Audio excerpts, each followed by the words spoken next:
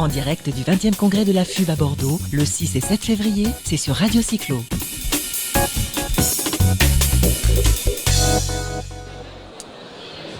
20e congrès de la FUB à Bordeaux, le 6 et 7 février 2020, on y est avec Alain qui nous retrouve, on tourne au niveau des animateurs. Et là, nous sommes avec Thomas Berthet. Bonjour Thomas. Bonjour. Donc Thomas, c'est presque un régional de l'étape, le derby de la Garonne. Il vient de la Ville Rose.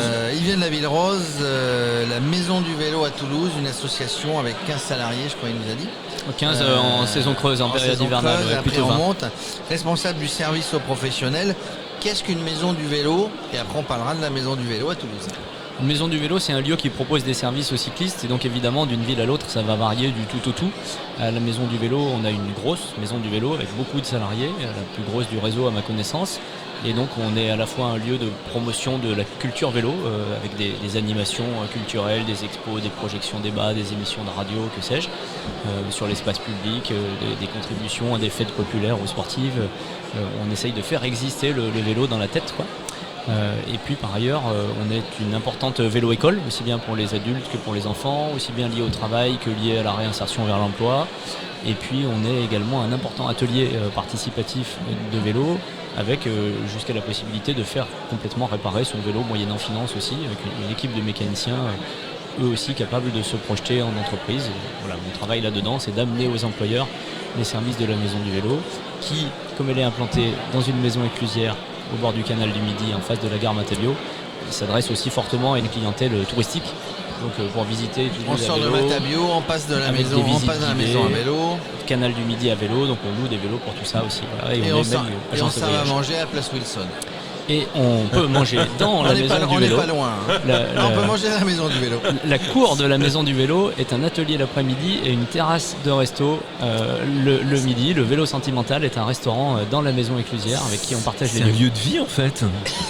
C'est un vrai tiers-lieu. Nous avons trouvé notre point de chute quand nous passerons à Toulouse.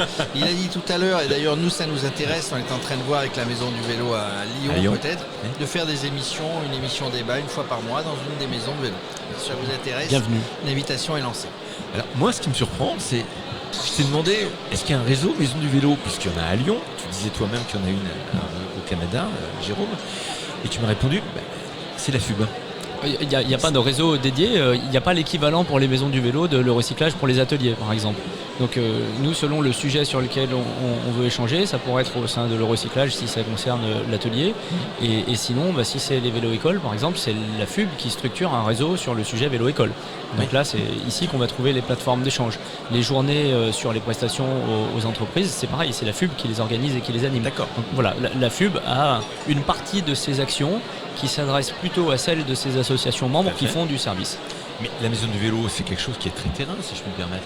C'est très local, oui, ça couvre l'agglomération toulousaine et sa région, un peu plus largement pour ce qui est centre de formation, puisqu'on est la première asso FUB à proposer le certificat de qualification professionnelle pour devenir éducateur à la mobilité à vélo, moniteur de vélo-école en clair. Et donc, comme les moniteurs cyclistes français le proposent à Voiron, la Maison du Vélo de Toulouse le propose aussi localement. Et puis on décline comme ça un certain nombre d'autres formations, surtout sur la mobilité à vélo pour l'instant et un peu sur la mécanique. Donc le but, en plus d'être tout ce que vous venez de citer pour le vélo, l'éducation, la formation, etc., c'est d'être un endroit convivial.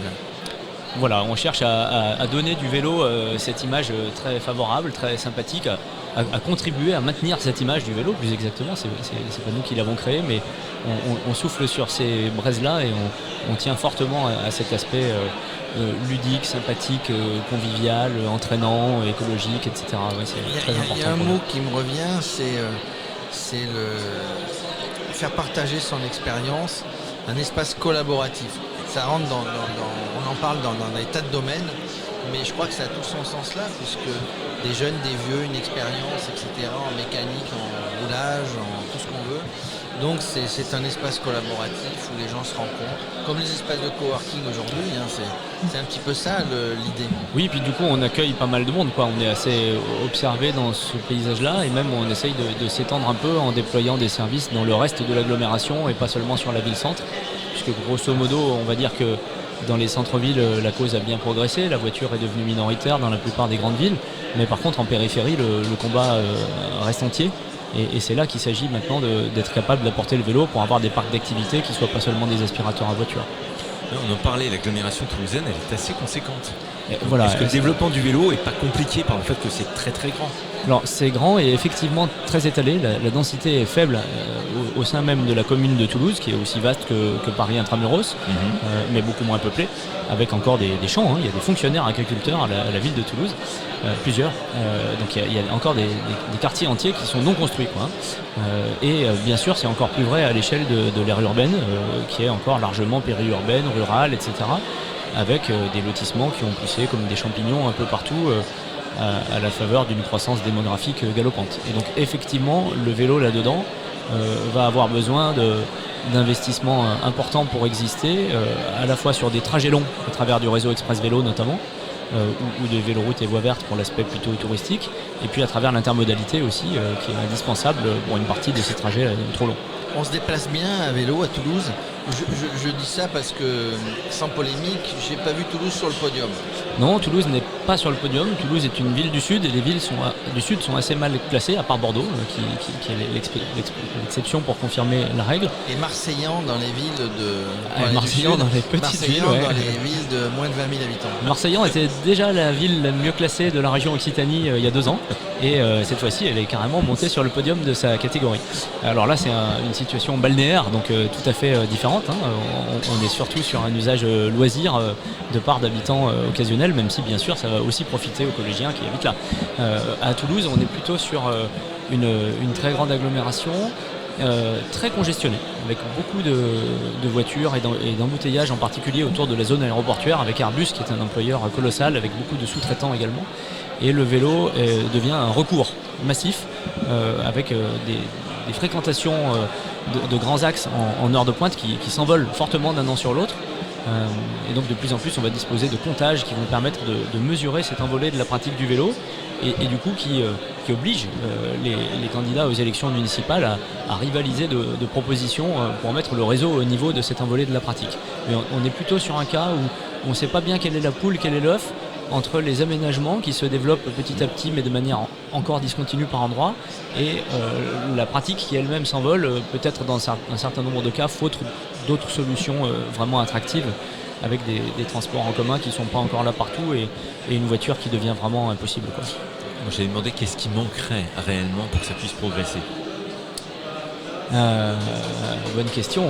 Qu'est-ce qui manquerait? Peut-être une cohérence forte dans les actions pro-vélo qui permettrait de prendre la place encore nécessaire, ce qui nécessite des arbitrages parfois difficiles, peut-être plus faciles en début de mandat municipal. Donc gageons que bientôt un certain nombre de besoins des cyclistes pourront être il semblerait qu'effectivement des élections municipales approchent. Alors en tout cas, même s'il y a des aménagements qui ont été faits, eh bien ça n'a pas l'air de satisfaire en tout cas complètement les utilisateurs, puisque je rappelle que ce sont les utilisateurs qui plébiscitent ou pas les villes. Alors déjà qu'il n'y avait plus de foot à Toulouse, s'il n'y a plus de vélo, heureusement qu'il y a le rugby quand même. Il est supporter du PSG. Non, mais je trouve que, sans polémiquer, je trouve que Toulouse alors est bien, parce que le stade, c'est rare d'avoir un stade presque en centre-ville là-bas. Les transports sont bien. Deux stades, oui.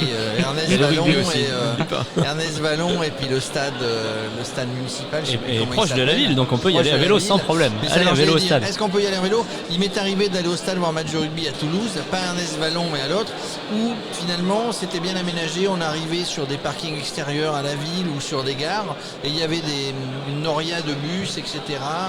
Donc je trouvais que c'était pas trop mal aménagé à ce sujet-là, contrairement à beaucoup d'autres villes. Mais en tout cas, on peut se rendre dans les stades, parce que c'est important le sport à Toulouse, on peut se rendre dans les stades à vélo. Voilà, dans un certain nombre d'agglomérations, les stades, comme d'autres grands équipements, ont subi un phénomène de suburbanisation. Lyon est un bon exemple, le stade qui était à Gerland est maintenant à Dessines, beaucoup plus excentré. C'est moins simple pour beaucoup d'habitants de la métropole d'y aller à vélo. Voilà un exemple, c'est exactement la même chose ici à Bordeaux, avec un stade moins central aujourd'hui.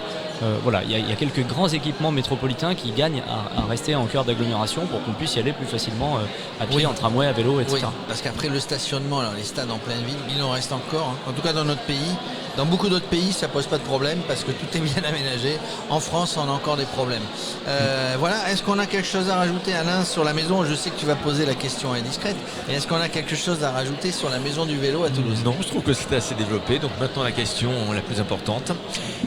Est-ce que tu fais du vélo? Deuxième question, le vélo ou comme Jérôme, vélo assistance électrique? Alors, je fais faire du vélo, c'est-à-dire que j'essaye aussi de développer, pas seul, on est plusieurs au sein de la maison du vélo, et la FUB elle-même emprunte cette voie de l'expertise vélo, et donc de proposer du conseil vélo aux promoteurs quand ils aménagent des immeubles pour que le stationnement vélo soit correctement conçu, à des équipements publics ou d'enseignement supérieur pour qu'ils traitent eux-mêmes correctement cette question.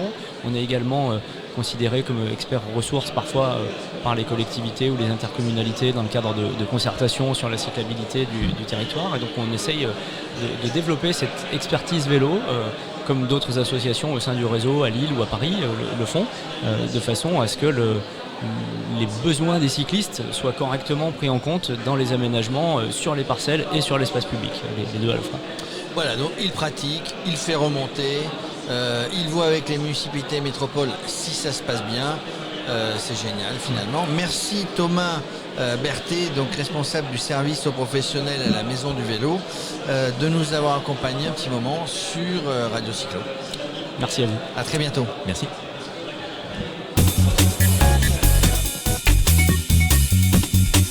En direct du 20e congrès de la FUB à Bordeaux, le 6 et 7 février, c'est sur Radio Cyclo.